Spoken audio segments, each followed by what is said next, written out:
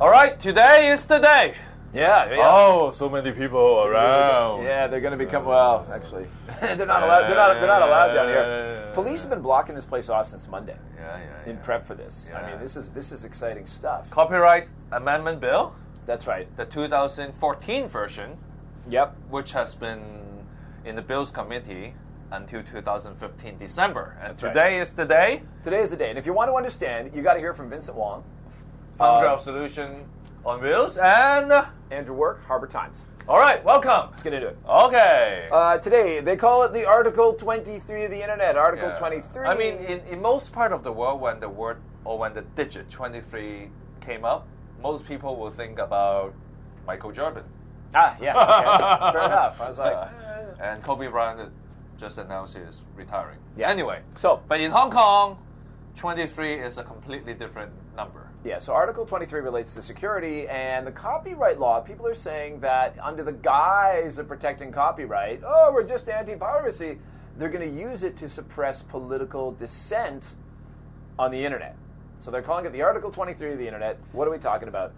Hong Kong loves visual satire, right? If you want to see people making fun of politicians in Hong Kong, they love taking pre-existing material and amending it or adapting it. We wrote a big story about it, and the classic was the first Avengers movie poster done up with all the, they like changing the faces. They change the faces to C.Y. Leung and the various members of EXCO. Okay, fine.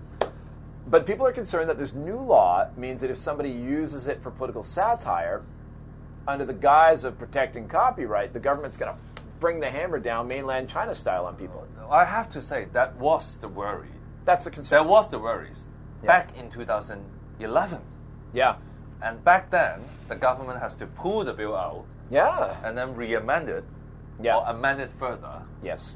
And so that right now, political satire is kept out from being sued. Right. So Hong Kong, so political satire has been very, very free because no legislation has been introduced. But here's the kicker. Hong Kong is continually blacklisted by other countries because we don't have intellectual property protection. And so whether it comes to people pirating DVDs, pirating music, pirate, we all, in Hong Kong, it's what everywhere. normally they call the OTT box. The OTT, over the illegal, over the top television box. Yeah. Which you illegally receive a lot of TV programs, movies. And, yes, and the industry has been hurt badly. Yes, and Hong Kong's, our let's not allies, our economic partners in a lot of places. They're still very upset with Hong Kong about the fact that we don't have a copyright. Well, if you're a fan of Netflix in other parts of the world, yes, I mean you will know that Hong Kong does not have Netflix. No Netflix because you have OTT, because you have illegal box. Yeah, basically that business is just completely rendered impossible by piracy. So there's an impetus to get a copyright bill, but again, these concerns that it will be used not to protect, digital copyright, but it'll be used as a tool of political suppression. And so that's what the government's been negotiating for 4 years now. Yeah. And it seems like they might have gotten the support for it. What we saw over the weekend was a protest against it. Only the most radical lawmakers are saying they will filibuster it, and someone who I can't believe is now considered moderate because people have gotten even more radical is Longhair. And now he was like coerced into making a statement. People surrounded him, were like, strange. Making him say that he would also filibuster it. But now he's like, oh, no, I always said I would, and now it's, okay, whatever. So today we'll see if that filibuster happens, but the government has kind of put their foot down and said, well, it's going to happen. A lot of the Pan-Dems are okay with it if they can get amendments they want. Yeah, that's what I'm going to say. A few Pan-Democrats legislators introduced their version of amendments. Yeah. Which I think is way too late. I mean, they should talk about that during the Bills Committee. Wow, we were writing about this like a year and a half ago. Me too. Check our website. In our program. Yeah, you and I have talked about this. They should be doing this. Yeah. During the Bills Committee stage. Yes. I mean, right now, they put up an amendment. Chances are the pro-establishment will not let you pass because, as you know, if you don't know, we'll explain a little bit further.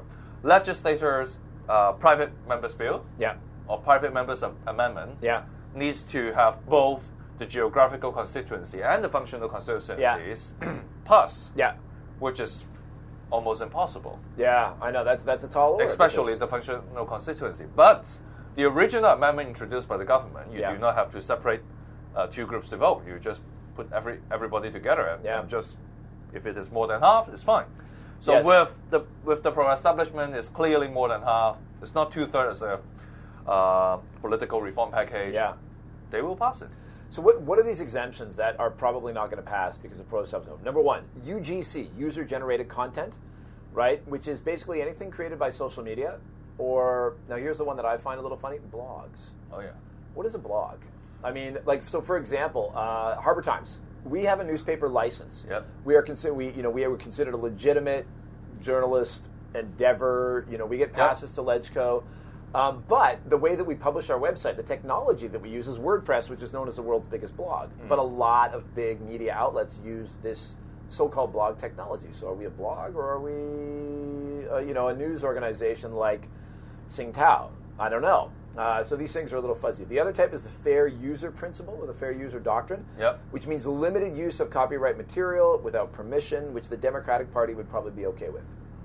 Right, and they're advocating for that amendment. Yeah. And then there's the open exception, which means really, it's basically gutting the law. And the localists and a lot of the netizen groups are asking for that. You should have an exemption that basically opens to exempt everything. Yes. Yeah. So why don't you just void void the law? That's definitely not going to happen.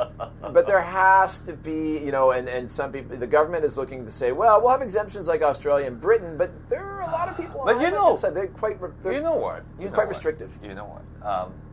In all fairness, it's a new trend. When the new generation or the next generation has a much loose concept of piracy and copyright, they actually advocate for repealing all the copyright law.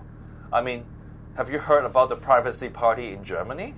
Oh yeah, the Pirate Party in Sweden? Yeah, the Pirate Party. Yes and no. Because here's the thing. The pendulum for a while swung completely against... Everybody was pirating. Yeah, they wrote into their party party statement that they should repeal all forms of... Copyright. No copyright, no piracy, right? Yeah. But here's the thing, is that now a few years back, it's been big. Like 3 to 5 years ago, it's really big. But now, industry has caught up and figured out how to offer their wares in such a way that people actually pay for it. Like iTunes, not so many people, like younger people, rip off music anymore. They'll downstream things one at a time, but they won't actually download it and keep it because it just takes up too much memory. But they're happy to pay. Yeah.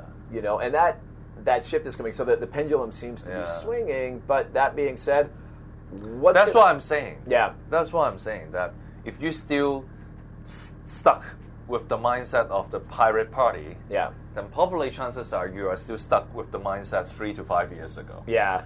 Yes. But bringing it back to Hong Kong, the issue here is not so much piracy. The issue here is political suppression. And, I think the government would be wise, unless they want to repeat of 2011, unless they want to repeat of that, they would be wise to introduce some of these exemptions that the Democratic parties are asking for. I don't think they will make an exemption like that. Especially, they don't want to give kudos to the Pan-Democrats right before the Legislative Council election next year.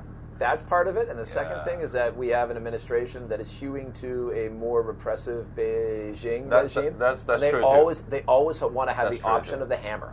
Well, on the other hand, I always want to have that option. The other hand, I have a note of caution for all the Pan-Democrats out there. I mean, if you say no to the original amendment bill, I mean, regardless of whether the pro-establishment will pass it, just be careful that demonstration out here tonight can get pretty violent. It could get out of hand. Get pretty out of hand. Could get out of hand. So, and you would be blamed for that. The Pan-Democrats would be blamed for that because they say no. That leads into a whole other discussion about whether or not that would work for or against them. But we're running a little bit long with the solutions and the work today. Good work today, Andrew. It is always great working with you. I'm going to be looking. I signed up on your Facebook. I've done it. Happy to follow you guys, and I hope you follow me back on our Facebook page. Search for Harbor Times with the U, always with you, and Solution on Wheels. Without an S for solution, because we picked the best solution. So Solution on Wheels, search our Facebook, search our YouTube channels. If you like this video, like it. Yeah. we hope you like our good solution and good work too. All right, good solutions, Vincent. Cheers.